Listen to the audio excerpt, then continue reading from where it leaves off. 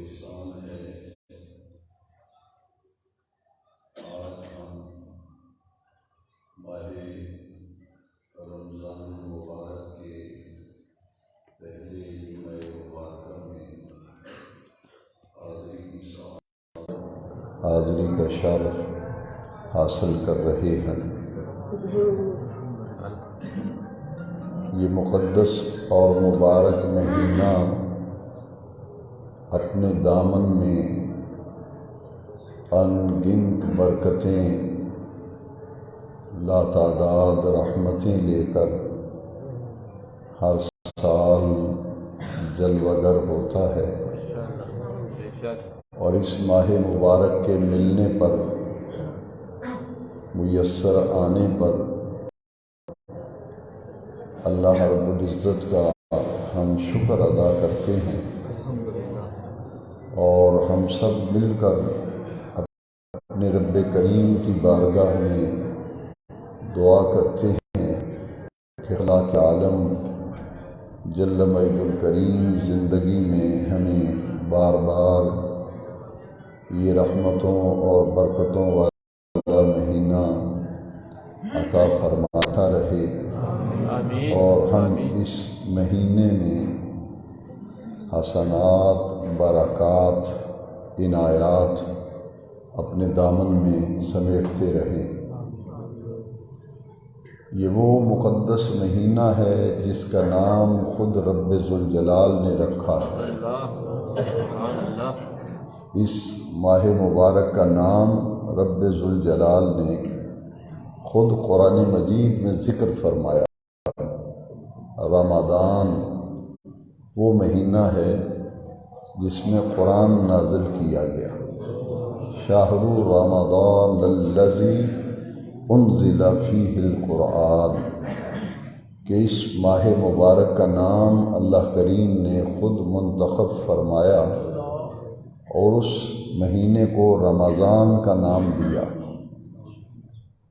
رمضان کا معنی ہے جلنا۔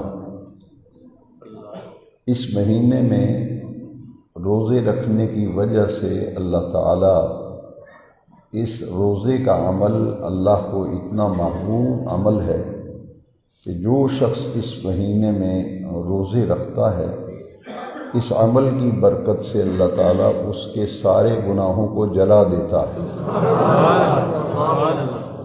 جو چیز جل کر راکھ ہو جائے تو اس کا مطلب یہ ہے کہ کچھ نہیں بچا۔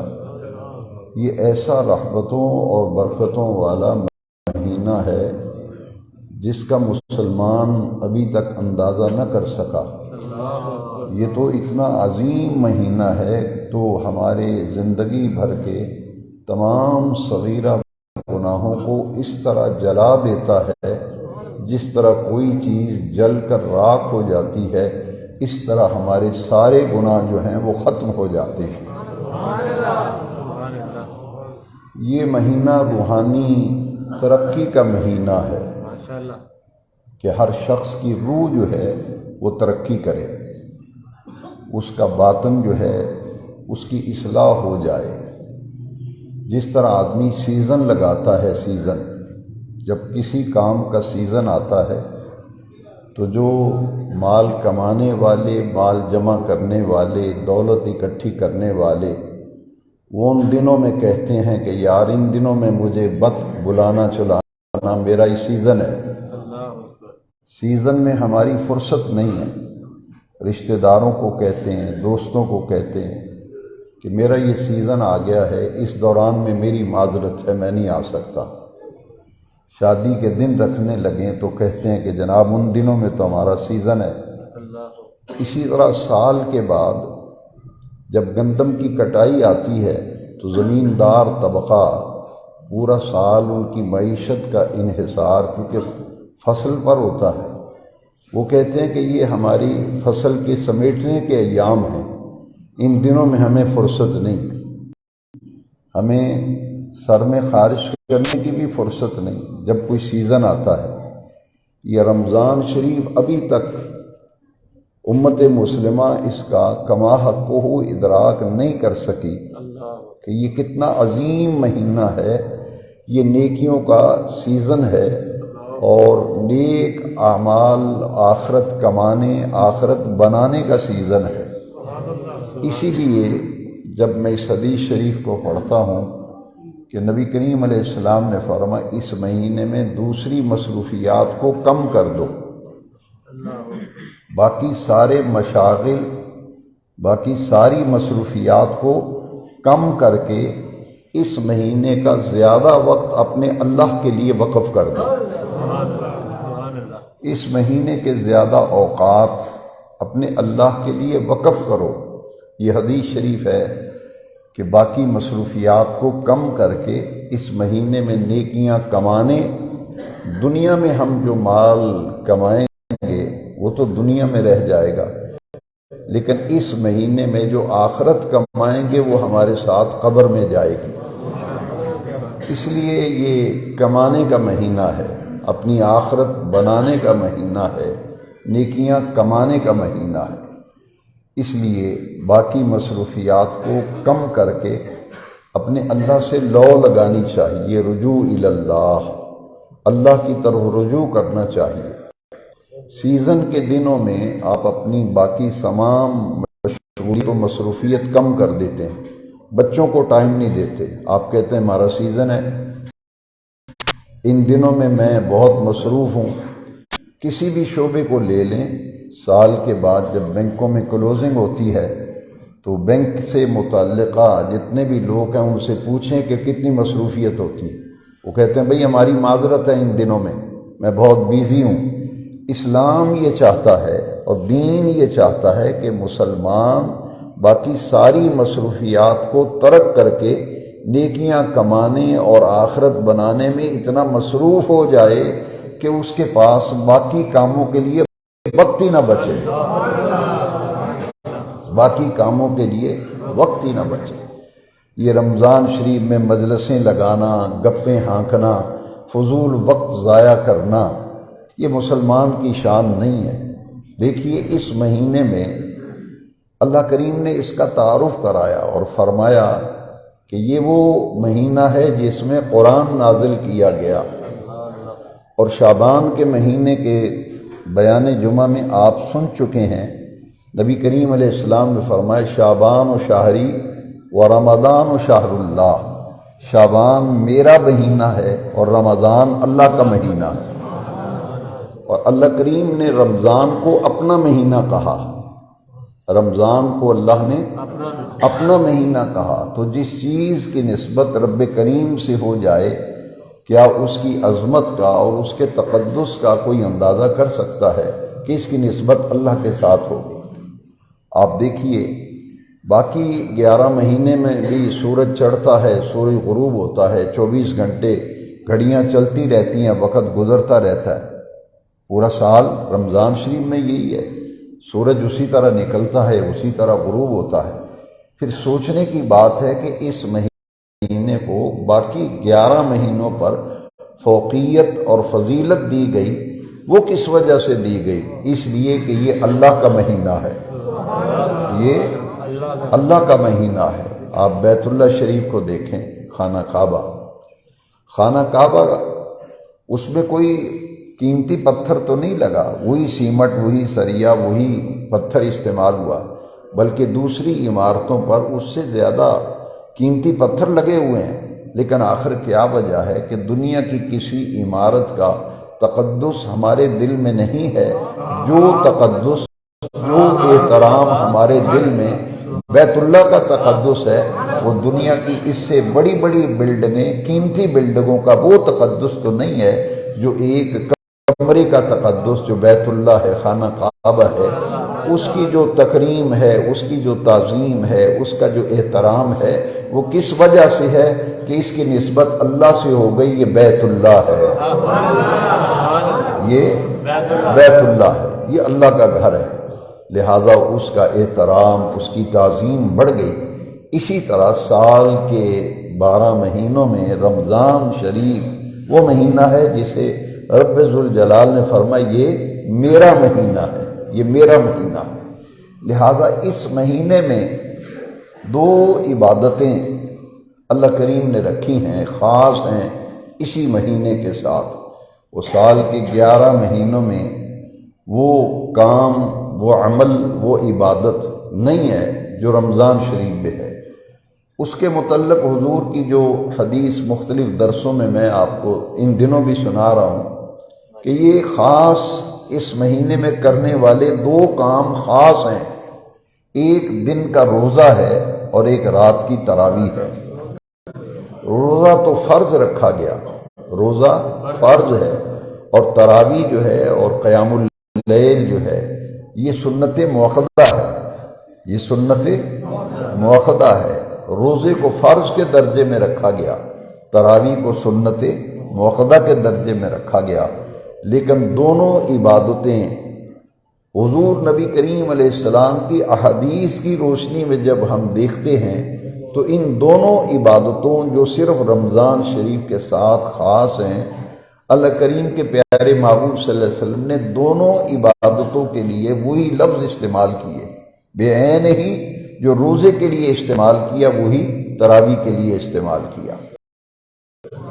تراویح قیام اللیل، رات کا کھڑے ہونا، قیام کا معنی ہے کھڑے ہونا، اور کھڑے ہونے سے مراد یہ ہے کہ نفل پڑھنا، اپنے رب کی عبادت کرنا۔ یہ 2 عبادتیں رمضان شریف کے ساتھ خاص ہیں۔ فرض روزہ جب بھی رکھا جائے گا اسی مہینے میں، اور تراویح جب بھی پڑھی جائے گی اسی مہینے میں پڑھی جائے گی، اور ان دونوں عبادتوں جو اصل کرنے کے کام ہے رمضان شریف میں، نبی کریم علیہ السلام نے فرمایا من صام رمضان ایمانا واحتسابا غفر له ما تقدم من ذنبه، جس نے رمضان کے دنوں میں روزہ رکھا اپنے رب کی رضا کے لیے، اخلاص کے لیے، اور صدق و اخلاص سے جو روزے رکھے گا، غفر له ما تقدم من ذنبه، اس کے پچھلے سارے صغیرہ گناہ جو ہیں وہ معاف کر دیے جاتے ہیں۔ اور یہی لفظ حضور نے تراویح کے لیے استعمال کی، اس لیے میں نے یہ جملہ عرض کیا ہے کہ دونوں عبادتیں رمضان شریف کے ساتھ خاص ہیں۔ جو تراویح ہے اس کے متعلق بھی وہی لفظ ہے، غفر له ما تقدم من ذنبه، کہ جس نے رمضان کی راتوں میں قیام کیا، تراویح پڑھی، اس کے بھی پچھلے سارے صغیرہ گناہ جو ہیں وہ معاف ہو جاتے ہیں۔ یہاں کبیرہ گناہ جو ہیں وہ نہیں معاف ہوتے، ان کے لیے توبہ کرنا لازم ہے۔ جب توبہ کی جاتی ہے تو کبیرہ گناہ توبہ کی وجہ سے معاف ہو جاتے ہیں۔ یہاں صغائر مراد ہیں کہ تراویح پڑھنے، روزہ رکھنے سے جتنے بھی صغائر اس کے سرزد ہوتے ہیں وہ سب جو ہیں معاف کر دیے جاتے ہیں۔ اور رمضان کا معنی ہے جلانا۔ یہ اتنا بابرکت مہینہ ہے کہ زندگی کی تمام خطائیں، تمام گناہ جو ہیں وہ جل جاتے ہیں، اور جو چیز جل جائے وہ جل کر راکھ ہو جاتی ہے، کچھ باقی بچتا نہیں۔ یہ 2 عبادتیں ایسی ہیں جن کی وجہ سے آدمی مکمل طور پر تمام صغائر سے پاک اور صاف ہو جاتا ہے۔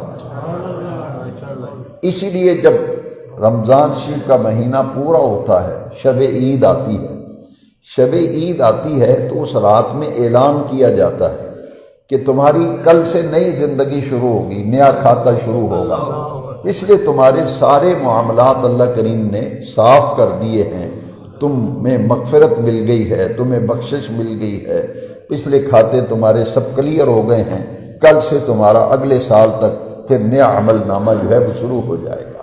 تو گویا کہ یہ رمضان شریف اتنی بڑی اللہ کی نعمت ہے کہ اسے ضائع نہیں کرنا چاہیے، اور اس کو ایسے گزارنا چاہیے کہ ہمیں اس مہینے کو مکمل گزارنے کے بعد جو اس مہینے میں روزہ فرض کیا گیا ہے اور جس مقصد کے لیے فرض کیا گیا ہے اس مقصد تک ہماری رسائی ہو جائے۔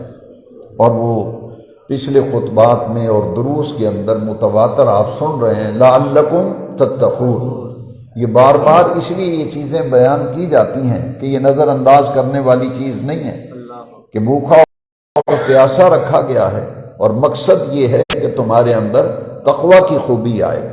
تقوی کا معنی ہے گناہوں سے بچنا، حرام سے بچنا، اللہ کی ناراضگی سے بچنا۔ تو گویا جب اس منزل پہ آدمی پہنچتا ہے تو اس نے روزے کے مقصد کو حاصل کر لیا۔ اب اس مہینے میں ہم بہت اسے ضائع کر رہے ہیں، ہمارا وقت جو ہے ضائع ہوتا ہے اس مہینے میں۔ یہ حدیث شریف میں نے پہلے بھی آپ کو سنائی ہے، مگر آج میں اس حدیث شریف کے حوالے سے 2-3 اہم باتیں آپ کی توجہ کے لیے عرض کروں گا کہ کاش ہماری توجہ ہو جائے اس کام کی طرف کہ رمضان شریف کے مہینے میں آسمان سے جبریل آتے تھے، جبریل آتے تھے حضور کی خدمت، اور اس مہینے میں نبی کریم علیہ السلام انہیں قرآن مجید سناتے تھے۔ حضور سے سن کر پھر جبریل امین پڑھتے تھے اور حضور سنتے تھے۔ تلاوت قرآن کی طرف ہماری توجہ نہیں، یہ اتنا اہم کام ہے کہ وہ ہستی پاک جن کے قلب انور پر سارا قرآن اترا، جن کے قلب اطہر پر، قلب اقدس پر، قلب انور پر، حضور کے دل انور پر قرآن اترا ہے، تو حضور اس قرآن مجید کی تلاوت فرماتے تھے اور جبریل امین سنتے تھے، اور جب جبریل تلاوت کرتے تھے تو حضور سنتے تھے۔ معلوم یہ ہوا کہ رمضان شریف میں روزہ اور تراویح کے ساتھ ایک بہت بڑا عمل ہے جو اہل ایمان کے کرنے کا ہے کہ رمضان شریف کیسے گزاریں، جیسے نبی کریم علیہ السلام نے گزارا۔ تو حضور کیسے گزارتے تھے؟ حضور قرآن مجید کا دور کرتے تھے، قرآن مجید کا دور کرتے تھے کہ حضور تلاوت فرماتے، جبریل سنتے، اور جب جبریل تلاوت کرتے تو حضور سنتے۔ تو یہ تلاوت قرآن یہ خاص ہے اس رمضان شریف کو، چونکہ نزول قرآن کا مہینہ کہا گیا، انزل فیہ القرآن، لہذا روزہ اور تراویح کے ساتھ تلاوت قرآن جو ہے وہ اپنی اس مہینے میں اپنے معمولات میں سے ایک بڑا معمول تصور کرتے ہوئے بلا ناغہ ہمیں روزانہ قرآن مجید کی تلاوت کرنا چاہیے۔ اور کتنی تلاوت کرنی چاہیے؟ اس کا کم از کم نصاب ہے کہ پورے رمضان شریف میں ایک قرآن مجید تو ضرور مکمل پڑھ لیا جائے۔ ایک مرتبہ پورے رمضان شریف میں جس نے قرآن شریف پڑھا ہی نہیں ہے تو پھر سمجھ لیجئے کہ اس کے دل میں اس مہینے کی قدر و منزلت نہیں، اس کو قرآن مجید کے مقام اور مرتبے کا نہیں پتہ، اس کی برکتوں کا نہیں پتہ کہ پورے مہینے میں ایک قرآن مجید بھی جو نہ مکمل کر سکے تو پھر وائے ناکامی متائے کارواں جاتا رہا، کارواں کے دل سے احساس زیاں جاتا رہا۔ اور صوفیاء اور بزرگان دین نے تو فرمایا کم از کم 3 مرتبہ پورا قرآن مجید رمضان شریف میں ضرور ختم کرنا چاہیے۔ تراویح کے اندر بعض مساجد میں کہتے ہیں کہ جناب ہم سے کھڑا نہیں ہوا جاتا، تراویح میں جب قرآن پڑھا جائے تو کھڑا نہیں ہوا جاتا، تو بھئی آپ نہیں کھڑے ہو سکتے تو آپ کو فرض تو نہیں کہا گیا کہ آپ کھڑے ہو جائیں، کہ چند نمازیوں کی خوشنودی کے لیے مسجد میں قرآن پڑھنا ہی بند کر دیا جائے، چند نمازیوں کی 2 چودھریوں کو راضی کرنے کے لیے کہیں نہیں قاری صاحب سورتان علی پڑھاؤ، 3 بندوں کو آپ نے راضی کر لیا اور پورے محلے کو آپ نے محروم کر دیا، پورے محلے کو قرآن کی برکتوں سے محروم کر دیا۔ بھئی یہ سنت موخدہ ہے، اگر آپ سے نہیں کھڑا ہوا جاتا تو بیٹھ کے پڑھ لیں، بیٹھ کے نہیں پڑھ سکتے تو اکیلے گھر میں جا کے پڑھ لیں۔ مساجد میں تراویح میں قرآن مجید کی منزل کا نہ سننا نہ سنانا یہ بہت بڑی محرومی ہے، کیونکہ یہ نزول قرآن کا مہینہ ہے۔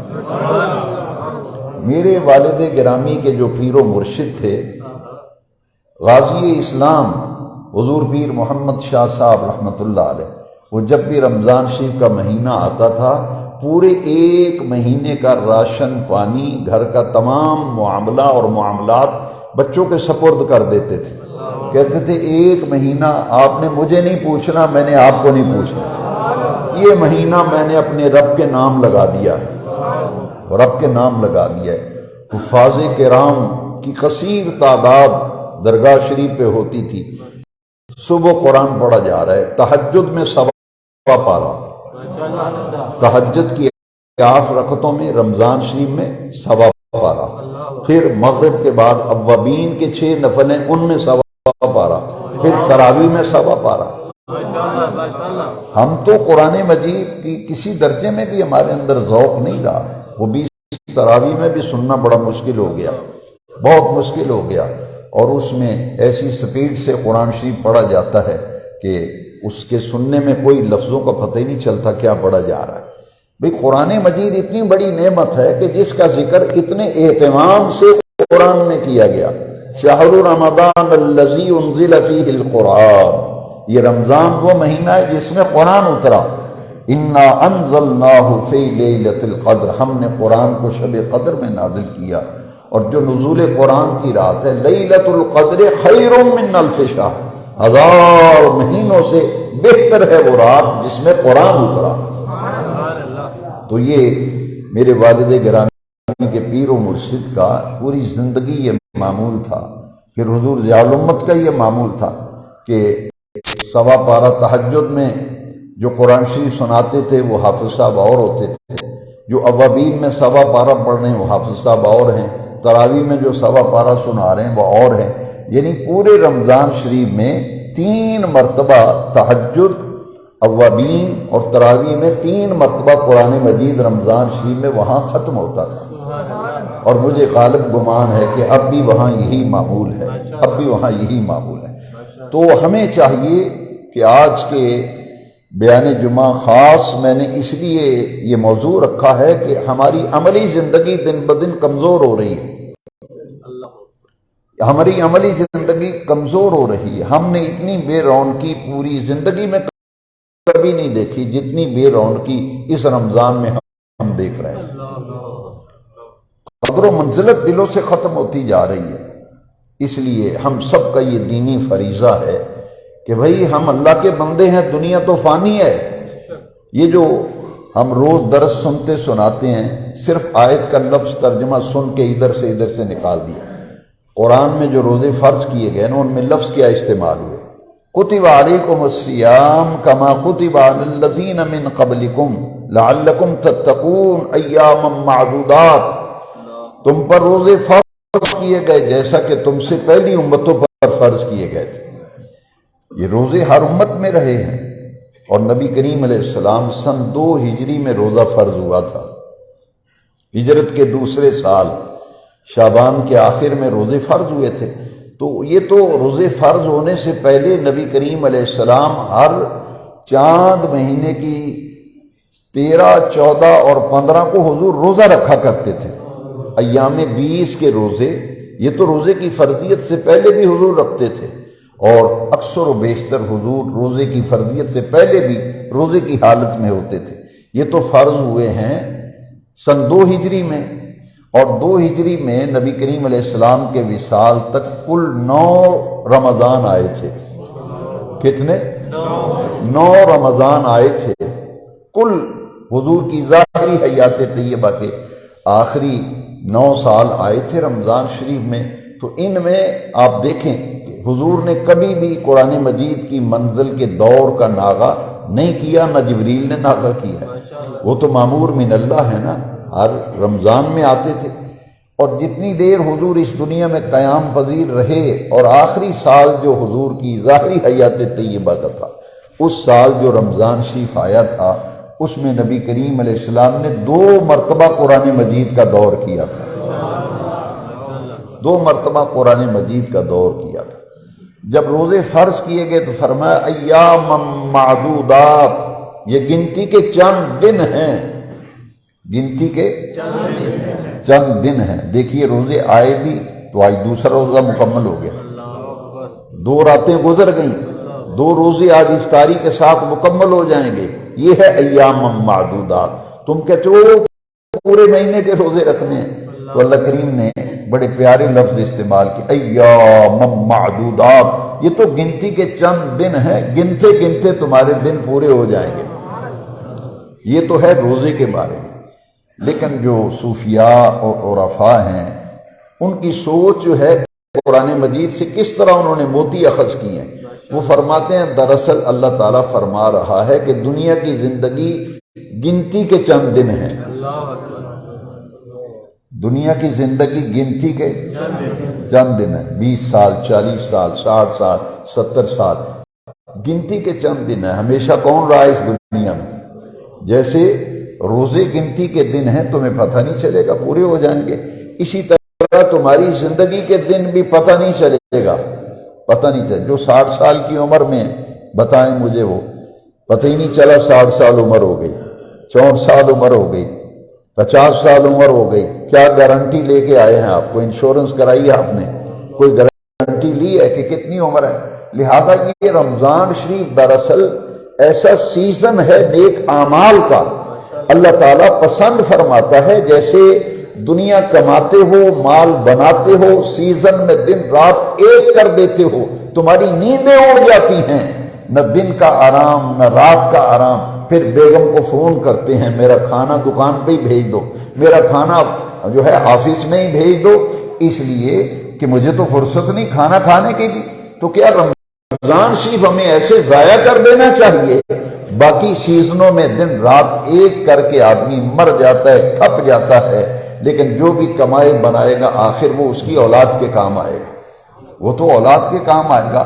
لیکن اس مہینے میں جو کمائیں گے بنائیں گے وہ آپ کے ساتھ قبر میں جائے گا. اس لیے اپنے اندر تبدیلی پیدا کرو، اپنی زندگی کو بڑا باوقار بناؤ، اپنی زندگی کو ایسا بناؤ جو قابل رشک ہو، جو قابل رشک زندگی ہو. اور دین یہ چاہتا ہے کہ ہمارے اندر تقوی کی خوبی پیدا ہو جائے، تقوی کا وصف ہو جائے.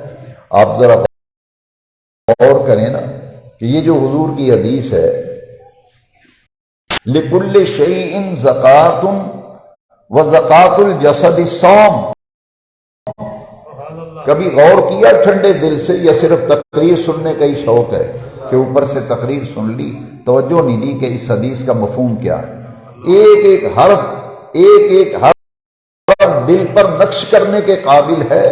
حضور نے فرمایا لِكُلِّ شَيْءٍ زَكَاةٌ، ہر چیز کی زکوٰۃ ہے، جسم کی زکوٰۃ روزہ ہے.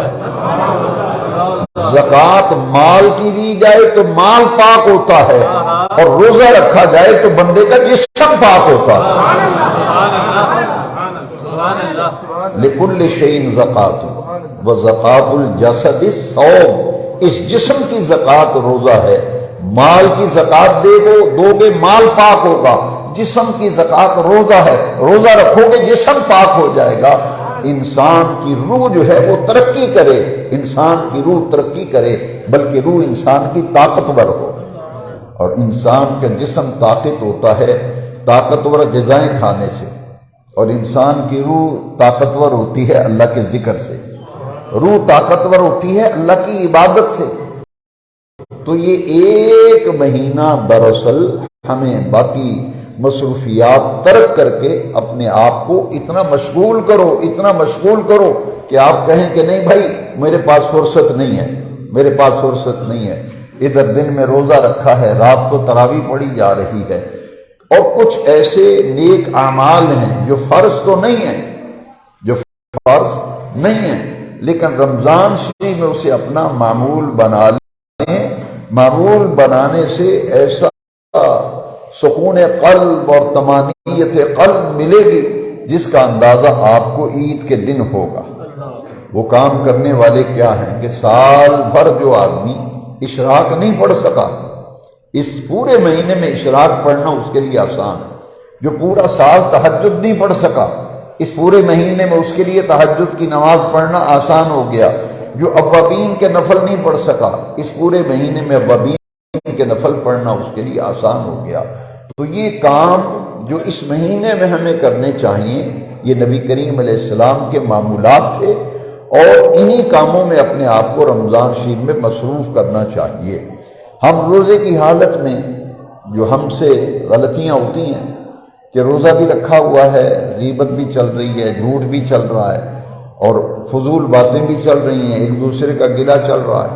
تو اس لیے یہ زبان کی حفاظت، لوگ کہتے ہیں کہ یہ ہم نے پیٹ کا روزہ رکھا ہے کھانے پینے کا، تو بھئی زبان کا بھی روزہ رکھو، زبان کا بھی روزہ رکھو کہ اپنی زبان کا استعمال محتاط ہو، اور گفتگو کم سے کم کی جائے تاکہ اس بات اور اس کام سے بچا جائے جس کام میں اللہ کی ناراضگی ہے. لہذا تقوی کا مفہوم ہے گناہوں سے بچنا، دامن بچانا۔ لہذا رمضان شریف میں ہمیں بہترین موقع ملتا ہے کہ ہم اپنے آپ کو بچائیں اور تقوی حاصل کریں، اللہ کی رضا حاصل کریں۔ اس کے لیے 5 وقت کی جو نماز ہے یہ اپنا معمول بنا لینا چاہیے کہ کوئی نماز بھی ہماری تکبیر اولیٰ کے بغیر نہ ہو، تکبیر اولیٰ کے بغیر نہ ہو۔ دیکھیے اس پورے مہینے میں اتنی برکتیں ہیں کہ جو سحری کے وقت آپ پورا سال کھانا پینا تو آدمی کھاتا ہی ہے، لیکن یہ سحری کا وقت جو ہے، اس وقت کا جو کھانا ہے، حضور کی باقاعدہ اس پر حدیث شریف ہے، تسحروا فإن فی السحور برکۃ، کہ سحری جو ہے اس میں اللہ نے تمہارے لیے بہت برکت رکھی ہے، تو سحری ضرور کرو کہ اس میں اللہ نے برکت رکھی ہے۔ اسی طرح افطاری کا وقت جو ہے وہ دعاؤں کی قبولیت کا وقت ہے، وہ اللہ تعالیٰ اس وقت میں فرحت عطا کرتا ہے۔ اب دعا مستجاب عند فطرہ، افطاری کے وقت جو دعا کی جاتی ہے وہ اللہ کی بارگاہ میں درجہ قبولیت کو پہنچتی ہے۔ یہ دیکھیے کہ رمضان شریف میں ہی جہاں سحری اور افطاری کا تذکرہ آتا ہے تو یہ حضور کی حدیث شریف ہے، جس شخص نے کسی روزے دار کا روزہ افطار کرایا تو اس کے ثواب میں کمی کیے بغیر روزہ افطار کرانے والے کو پورے روزے کا ثواب ملتا ہے، پورے روزے کا ثواب، اور جس کا روزہ افطار کرایا اس کے ثواب میں کمی نہیں کی جاتی، پورے روزے کا ثواب۔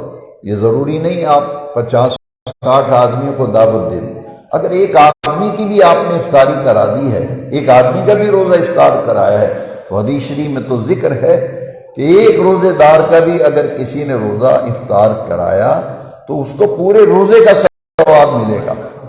تو جس طرح ذکر و اذکار عبادت ہے اس مہینے میں، اسی طرح اللہ کے راستے میں خرچ کرنا یہ بھی اس مہینے کی خاص عبادت ہے، صدقہ و خیرات۔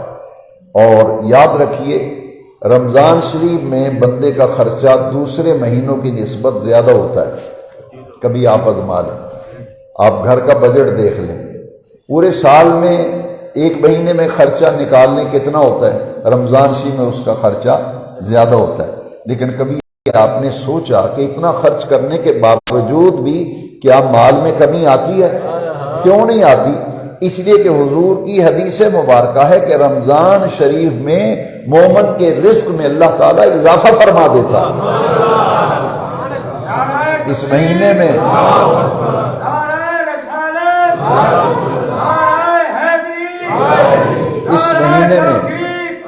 اس مہینے میں رزق بڑھتا ہے، مومن کا رزق بڑھا دیا جاتا ہے۔ لہذا از اول تا آخر یہ پورا مہینہ ہی خیر و برکت کا مہینہ ہے، انوار و تجلیات کا مہینہ ہے۔ باقی مشغولیت دنیا کی کم کرو، جیسا کہ سلمان فارسی رضی اللہ عنہ کی وہ جو خطبہ حضور نے شعبان کے آخری دن خطبہ ارشاد فرمایا تھا صحابہ کو جمع کر کے، استقبال رمضان کے حوالے سے اس خطبے کو بڑی اہمیت حاصل ہے۔ شعبان کا آخری دن تھا، اگلے دن رمضان سے شروع ہو رہا تھا۔ حضور نے فرمایا قد اذلکم شہر مبارک شہر عظیم، تمہارے درمیان وہ عظیم مہینہ، وہ برکتوں والا مہینہ سایہ فدن ہونے والا ہے۔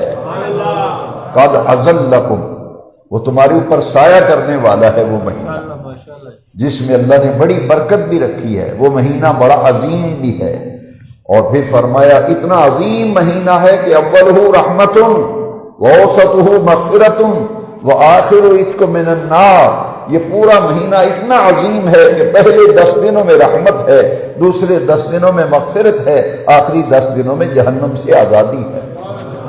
اور اسی حدیث میں حضور نے فرمایا کہ تمہارے جو ملازم ہیں، جو نوکر چاکر رکھے ہوئے ہیں، ان پر کام کا بوجھ تھوڑا سا کم کر دو، زیادہ کام مت اس مہینے میں ان سے لو، تاکہ وہ بھی تمہارے ساتھ رمضان کی برکتیں سمیٹنے میں وہ بھی تمہارے ساتھ شامل ہو سکیں۔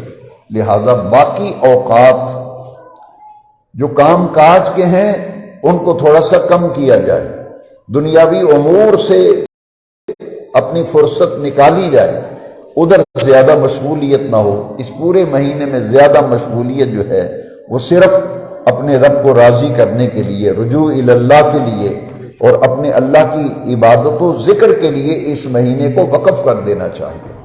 اسی لیے آپ دیکھیں کہ اعتکاف، وہ اللہ والے ایسے بھی ہیں جو پورے مہینے کا اعتکاف کرتے تھے۔ ایک تو اعتکاف ہے نا کہ مسجد میں جم کر کے بیٹھ جانا، دوسرا اعتکاف سے مراد یہ ہے کہ باقی ساری مصروفیات پورا مہینہ کم کرتے، اذان وہ مسجد میں آ کے سنتے تھے کہ ہر نماز کے لیے ایسے وقت میں آئیں کہ آپ مسجد میں داخل ہوں تو اذان ہو رہی ہو، اور اذان سے لے کے جماعت تک جتنی قضا نمازیں وہ اپنی پڑھ لیں، تلاوت قرآن کر لیں، درود شریف پڑھ لیں، استغفار کریں، تو گویا کہ اپنی دینی مصروفیات جو ہیں انہیں بڑھائیں اور دنیاوی مصروفیات جو ہیں وہ اس مہینے میں کم کر دیں۔ اور میں اکثر و بیشتر یہ کہا کرتا ہوں کہ اللہ کے انعامات کا، اس کے فضل و کرم کا تو کوئی بندہ اندازہ کر ہی نہیں سکتا۔ میرے آقا کریم کی ظاہری حیات طیبہ میں 9 رمضان آئے تھے۔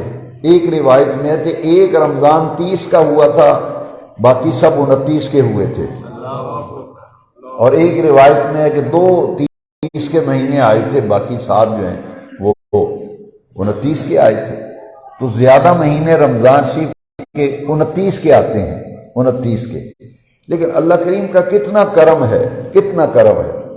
یہ جو لوگ عادت بنا لیا نا کہ دین کے کاموں میں اپنی ٹانگ اڑانا، یہ ہماری عادت ہے۔ کہتے ہیں کہ ایک روزہ کھا گیا کوئی، پتہ نہیں کون کھا گیا وہ روزہ۔ کیا حضور کی حدیث آپ کو معلوم نہیں ہے کہ حضور نے فرمایا اگر 29 پہ عید ہو جائے گی ثواب 30 کا ملے گا؟ تو حضور کا امتی ہو کے کہہ رہا ہے کہ روزہ کھا گیا۔ کوئی پوری امت کا بوجھ اپنے کندھوں پہ لے سکتا ہے؟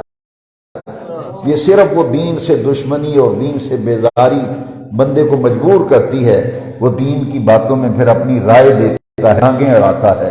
پوری امت کا بوجھ کوئی اٹھا سکتا ہے ایک روزہ ضائع کر کے؟ تو روزہ کس نے کھانا ہے؟ تیرے آقا نے تو یہ فرمایا کہ 29 بھی ہوں گے تو ثواب کتنے کا ملے گا؟ 30 کا۔ تو کھا بھی گیا کوئی تو تیرا کیا نقصان؟ تجھے تو 30 کا مل گیا ثواب، تجھے کیا حضور کی حدیث نہیں ہے؟ آپ میری بات سے کچھ چہروں سے متعجب نظر آئے ہیں، میں آپ کو حوالہ دکھاتا ہوں۔ سرکار نے فرمایا 29 روزے اگر ملیں گے تو 30 روزوں کا ثواب ملے گا۔ 30 ہوں گے تب بھی 30 کا ثواب، 29 ہوں گے تب بھی 30 کا ثواب ہوگا۔